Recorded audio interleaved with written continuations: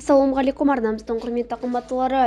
Қазақстандағы және әлемдегі болып жатқан ең соңғы жаңалықтарды алғашқылардың қатарында білгіңіз келсе, бейне астындағы лайк және подписать таңбаларын басып, біздің арнамызға жазылуды ұмытпаңыз.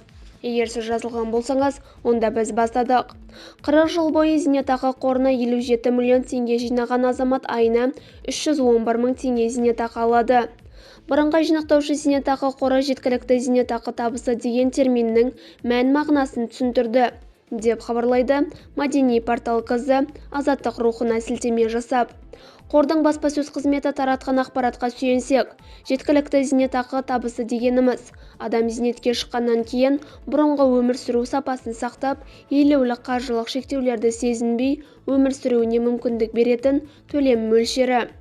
Зейнетақы жүйесінің жеткілікті екенін айқындайтын негізгі көрсеткіштердің бірі кірісті алмастыру коэффициенті, яғни бұл көрсеткіш зейнеткердің бұрынғы жалақысының қандай үлесін зейнетақы ретінде алатынын көрсетеді. Қазір Қазақстанда көп деңгейлі зейнетақы жүйесі жұмыс істейді, яғни қазір зейнеткерлер базалық зейнетақы, мемлекеттік бюджеттен төленетін ынтымақты зейнетақы және зейнетақы қорына түсетін міндетті әрі ерікті салымшының зейнетақысын алады. Алайда қазір мемлекеттік бюджеттен төленетін ынтымақты зейнетақы азайып келеді. Болашақта ол мүлде жойылады. Бізді бақылауды жалғастырыңыз.